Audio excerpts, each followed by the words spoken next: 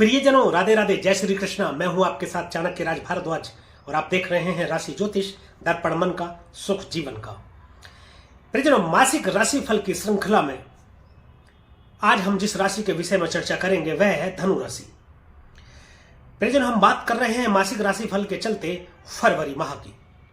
फरवरी माह 2024 का कैसा रहने वाला है धनु राशि वालों के लिए मैं बताऊंगा विस्तार से, तो मेरे साथ बने रहिएगा आप अंत तक, कहीं मत जाइएगा, क्योंकि वीडियो के अंत में मैं कुछ प्रभावशाली सिद्ध उपाय भी बताने वाला हूं जिनके माध्यम से आप ग्रहों की अशुभता को कुछ हद तक शुभ कर सकते हैं और ग्रहों की शुभता को कुछ हद तक बढ़ा भी सकते हैं। तो चलिए परिजनों शुरू करते हैं, देर नहीं करते। सबसे पहले हम शुरू करेंगे गुरु से। गुरु आपकी राशि में पंचम स्थान में गोचर कर रहे हैं। पंचम भाव को समझने का प्रयास करते हैं। सबसे पहले पंचम भाव को समझते हैं। पंचम भाव राजनीति का है, शिक्षा का भाव है, पंचम भाव ज्ञान का भाव है, पंचम भाव संतान का भी भाव है, पंचम भाव राजनीति का भी भाव है, पंचम भाव निवेश का भाव है। स्टॉक मार्केट, लॉटरी, सट्टा इत्यादि यहां से देखते हैं और शेयर मार्केट को भी पंचम भाव से देखते हैं। पंचम भाव में गुरु बैठ करके एक तो आपके प्रेम संबंधों को प्रगाढ़ करेंगे। प्रेम संबंध भी पंचम भाव से देखते हैं, या किसी भी प्रकार का रिलेशन, किसी भी प्रकार का आपका संबंध, प्रेम संबंध आपके प्रगाढ़ होंगे। शीघ्र विवाह के योग बनते हैं। देवगुरु बृहस्पति निवेश के कारक भी हैं और राजनीति में एक कोई बहुत बड़ी उपलब्धि आपको दिला सकते हैं देवगुरु बृहस्पति। और फाइनेंस से संबंधित यदि कोई कार्य आप कर रहे हैं या फाइनेंस से संबंधित कोई कार्य आप करना चाहते हैं, फाइनेंस से संबंधित कैसे, लोन का कार्य यदि आप कोई करते हैं या आप कोई इंटरेस्ट पर पैसा देने का कार्य करते हैं, इस प्रकार का कोई कार्य यदि आप करते हैं तो उसमें आपको उपलब्धि देंगे, उसमें आपके कार्य में एक नई उपलब्धि देंगे, कार्य को बढ़ावा देंगे, उसमें लाभ की स्थिति करेंगे देवगुरु बृहस्पति। संतान प्राप्ति के योग बनते हैं, आपके कुटुंबों में बढ़ोतरी के योग बनाते हैं। देवगुरु बृहस्पति की पंचम दृष्टि आपके भाग्य स्थान में जाएगी। पंचम स्थान में बैठे किसी ग्रह का नवम भाव में दृष्टि डालना अत्यंत शुभ माना जाता है। इसमें प्रेम विवाह के प्रबल योग बनते हैं। पहली बात तो आपको मैं ये बता दूं। दूसरी बात ये मैं बता दूं, आपके भाग्य में बढ़ोतरी करेंगे, आपके भाग्य में वृद्धि करेंगे, धार्मिक यात्राएं आपकी बढ़ेंगी, धर्म का स्थान है, बड़े भाई बहनों से आपके संबंध मधुर होंगे और ज्योतिष की तरफ आपका रुझान बढ़ेगा। ज्योतिषीय बुक पढ़ने में आपकी रुचि बढ़ेगी। बहुत अधिक संभावना है कि आपकी रुचि के चलते आप ज्योतिषी भी बन जाएं इस दौरान। देवगुरु बृहस्पति की बात करें तो ये आपके लगन के स्वामी बने हैं और बने हैं आपके सुख भाव के स्वामी। लगन के स्वामी पंचम भाव में बैठ गए। अब देखिए कितनी बार मैंने बताया, लगन कौन, लगन आप खुद आकर के जब पंचम भाव में बैठ जाएंगे तो अपने लिए वह सारी चीजें अर्जित कर लेंगे जहां से जो पंचम भाव आपको दे सकता है। जैसे कि राजनीति में कोई बहुत बड़ा मुकाम, बहुत बड़ी उपलब्धि, संतान की प्राप्ति, प्रेम संबंधों में प्रगाढ़ता, उच्च शिक्षा ज्ञान की प्राप्ति, निवेश में आपको बहुत बड़े लाभ की प्राप्ति देवगुरु बृहस्पति करा सकते हैं, जिससे आपके सुखों में वृद्धि होगी। सप्तम दृष्टि से आपके लाभ भाव को देखेंगे। ये इच्छा पूर्ति का भाव है, सामाजिक मान प्रतिष्ठा का भाव है, बड़े बुजुर्गों का भाव है। यहां से आपको कोई इच्छा पूर्ति करा सकते हैं देवगुरु बृहस्पति। आमदनी के नए रास्ते आपके खोल सकते हैं। लंबी दूरी की यात्राओं से आपके व्यापार या आपके कार्य क्षेत्र में लाभ प्राप्ति के योग बनाते हैं देवगुरु बृहस्पति। खर्च भाव में दृष्टि डालते हैं, आपके अच्छा खर्च करा सकते हैं, आपके व्यापार को विदेशों से जोड़ सकते हैं। इंपोर्ट एक्सपोर्ट का यदि कोई कार्य आप करते हैं या करना चाहते हैं या करने की आप सोच रहे हैं तो कर सकते हैं, उसमें आपको फायदा ही पहुंचाएंगे। परंतु 12वां भाव सैया सुख का भी है। सैया सुख में थोड़ी सी कमी इस तरीके से आ सकती है कि आप यदि विवाहित हैं तो उसके चलते आपके कहीं प्रेम संबंध हो जाए, पर स्त्री गमन के चलते आपके जो दाम्पत्य जीवन है उसमें थोड़ी सी कटुता आ सकती है, मनमुटाव की स्थिति हो सकती है, मतभेद आपके हो सकते हैं। यदि उसमें आप सावधानी रखेंगे, अपने स्वभाव को ठीक रखेंगे, अपने आचरण को यदि आप सही रखेंगे तो उससे भी आपका बचाव हो जाएगा। देवगुरु बृहस्पति के बाद शनि की बात करते हैं। शनि देव आपके पराक्रम भाव में स्थित है। देखिए, तीसरे भाव में शनि देव कारक ग्रह होते हैं और गजब फल प्रदान करते हैं। 3, 6, 10, 11 में शनिदेव बहुत शानदार फल प्रदान करता है। ये उपचय भाव कहलाता है। शत्रुओं से रक्षा आपकी करेंगे, शत्रुहंता योग बनाते हैं। शत्रु आपके सामने नतमस्तक होंगे, या कहें तो शत्रु आपके सामने घुटने टेकेंगे। छोटे भाई बहनों से आपके संबंधों में थोड़ा सा मतभेद हो सकता है, थोड़ा किसी बात को लेकर के। बहुत ज्यादा तो स्थिति यहां पर ऐसी बनती नहीं है। स्वराशि के होकर के बैठे हैं, धन भाव के स्वामी होकर के पराक्रम भाव में बैठे हैं। पराक्रम में आपके वृद्धि करेंगे, अत्यधिक वृद्धि करेंगे। ऑनलाइन यदि आप कोई कार्य करना चाहते हैं, आप कर सकते हैं। वाणी के भाव के स्वामी होकर के कम्युनिकेशन के भाव में बैठे हैं। वाणी में कोई दोष उत्पन्न नहीं करेंगे, वाणी आपकी स्पष्ट करेंगे, वाणी आपकी ठीक करेंगे। ऑनलाइन यदि आप कोई कार्य करना चाहते हैं तो कर सकते हैं। देखिए, संघर्ष तो आपसे कराएंगे, संघर्षों का भाव है। शनिदेव क्या है? कर्म फलदाता है, तो कर्म आपको करना पड़ेगा। मतलब ज्यादा कर्म आपसे कराएंगे तब आपको ये फल की प्राप्ति देंगे। लेकिन फल, जो फल देंगे ना आपको, ये उसमें क्या है? स्थिरता देंगे।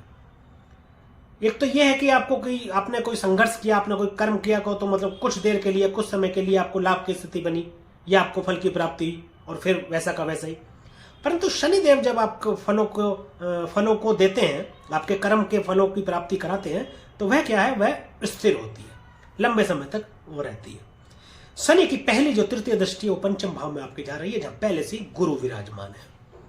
पंचम भाव में दृष्टि केवल एक ही सलाह आपको दी जाती है कि इस दौरान यदि आप कोई अपना मकान बनवाना चाहते हैं तो वह मकान आप ना बनवाएं, क्योंकि आपके लिए वह कष्टकारी रहेगा। सप्तम दृष्टि से शनिदेव जो देख रहे हैं वह आपके भाग्य भाव को देख रहे हैं, नवम स्थान को। यहां भी शनिदेव और गुरु की संयुक्त दृष्टि हो जाने के कारण शनिदेव भी आपके लिए उत्तम फल ही प्रदान आपको करेंगे। धर्म से आपको जोड़ेंगे, समयनिष्ठ आप बनेंगे, कर्तव्यनिष्ठ आप बनेंगे, आप कर्मठ बनेंगे। अपने कर्मों के द्वारा, संघर्षों के द्वारा आपको भाग्य का पूरा साथ मिलेगा, जिससे कि आपके सभी कार्यों में आपको सफलता मिलेगी। दसम दृष्टि की बात करें तो वह भी व्यय भाव में जा रही है। व्यय भाव में दृष्टि डालेंगे या बैठेंगे तो विदेशों से तो आपको जोड़ेंगे, विदेश यात्रा आपकी कराएंगे। हॉस्पिटल का भी भाव है, कोर्ट कचहरी मुकदमेबाजी का भी भाव है। थोड़ा लड़ाई झगड़े इत्यादि से सावधान रहने की आपको जरूरत है। इसके बाद प्रियजनों बात कर लेते हैं राहु की, जो कि आपके चतुर्थ भाव में स्थित है, सुख भाव में। देखिए, चौथा भाव चंद्रमा का भाव है। चंद्रमा से माता का विचार करते हैं। राहु की बात करें तो माता का घर है, माता के घर में आकर माता के चरणों में सजदा करता है। राहु यहां विराजमान है। एक बात मैं आपको बता दूं, ये आपकी उम्र 42 साल या उससे ज्यादा की है, तो आप ये समझ लीजिए कि आपने कल्पना नहीं की होगी इतने बड़े घर में जाकर के और रहने वाले हैं। ये परिवर्तन का ग्रह है राहु। बहुत अधिक संभावना है कि आपको अपना घर बदलना पड़े, यहां से आपको अपना कार्य बदलना पड़े, कार्य क्षेत्र बदलना पड़े, अधिक संभावना है। लेकिन वह सकारात्मक भी हो सकता है। हो सकता है आप अपने किराए के मकान में रहते हो, अभी अपना नया मकान खरीदने की सोच रहे हो और वह आपका सपना पूरा हो जाए, आप अपना मकान खरीद ले और आप यहां से आप अपने मकान में शिफ्ट कर जाए। ऐसे परिवर्तन हो सकता है। तो ये सुखद परिवर्तन होगा। सुख के भाव में बैठे हैं। भूमि भवन वाहन की तो प्राप्ति आपको करा ही देंगे, प्रॉपर्टी में आपको लाभ दे सकते हैं। पहली दृष्टि, पंचम दृष्टि अष्टम भाव में जा रही है। अष्टम भाव से आयु का विचार करते हैं, मृत्यु का स्थान है। अष्टम भाव में दृष्टि डाल रहे हैं। बस थोड़ा सा यात्राओं में आपको सावधानी बरतने की जरूरत है, परंतु अचानक से घटित हो जाने वाली घटनाओं और अचानक से धन लाभ की प्राप्ति के लिए भी अष्टम भाव जाना जाता है। अष्टम भाव में दृष्टि डाल रहे हैं, कोई बहुत बड़े गुप्त धन की प्राप्ति आपको करा सकते हैं। गुप्त धन कैसा प्रियजनों? गुप्त धन वह जो आपको पता ही ना हो, एक काल्पनिक, आपने कभी कल्पना न की हो कि ऐसा भी धन मुझे मिल सकता है, ऐसा आपको धन की प्राप्ति हो सकती है। परंतु ऐसे किसी गुप्त रोग भी आपको पता चल सकता है जिसके बारे में आप अनजान हो। कई बार होता है ना, हम किसी छोटी मोटी बीमारी को इग्नोर करते हैं, लेकिन जब वो थोड़ा अपना रूप बड़ा करने लगती है तो जब हम डॉक्टर को दिखाते हैं और जांच डॉक्टर कराता है तो पता चलता है कि हमको कोई गंभीर बीमारी है। तो इस पर ध्यान देने की जरूरत है। यदि किसी रोग से आप परेशान या ग्रसित है तो उसका इलाज तुरंत कराएं, आप डॉक्टर को दिखाएं, ताकि वह कोई बड़ा रूप न ले पाए। राहु की सप्तम दृष्टि आपके कर्म भाव में पड़ेगी। राजनीति में कोई बहुत बड़ी उपलब्धि, विदेशों से व्यापार को आपको जोड़ सकते हैं, बड़ा व्यापार कर देंगे, व्यापार को बढ़ा देंगे। आपके पिता से संबंध थोड़े खराब हो सकते हैं, व्यापार के आपको बढ़ा देंगे। और एक विशेष बात यहाँ पर, अवैध संबंधों के चलते आपको कोर्ट कचहरी का सामना करना पड़ सकता है। यदि इसमें सावधानी रखेंगे तो इनसे भी आपको बचाव हो जाएगा। नवम दृष्टि खर्च के भाव में जा रही है, व्यय भाव में जा रही है, जेल इत्यादि का भाव है, कचहरी का भाव है। फिर वही शनि और राहु की संयुक्त दृष्टि है यहाँ पर, तो यहाँ पर राहु की दृष्टि अच्छी नहीं मानी जाती है। कोई अचानक से खर्च आपके ऊपर आ सकता है, जिसके चलते आप, हो सकता है आप मुकदमेबाजी में कोई खर्च करें, कोर्ट कचहरी के मामले में आप खर्च करें, हो सकता है अचानक से कोई ऐसी दुर्घटना हो जाए जिससे आपको सावधानी बरतने की जरूरत है। अभी मैंने पहले ही बताया है कि लंबी दूरी की यात्रा हो या छोटी दूरी की यात्राओं में आपको सावधानी रखने की जरूरत है। उसमें कोई चोट चपेट की स्थिति बन सकती है जिससे आपको हॉस्पिटलाइज होना पड़ सकता है। अचानक से कोई बहुत बड़ा खर्चा आपके सामने आ सकता है। राहु के बाद अब बात करें केतु की। केतु आपके कर्म भाव में स्थित है। केतु क्या करेंगे? केतु डिटैचमेंट करते हैं, कर्म से अलग करेंगे। राहु इच्छा है, केतु मोक्ष है। राहु पाना चाहते हैं, केतु छोड़ना चाहते हैं।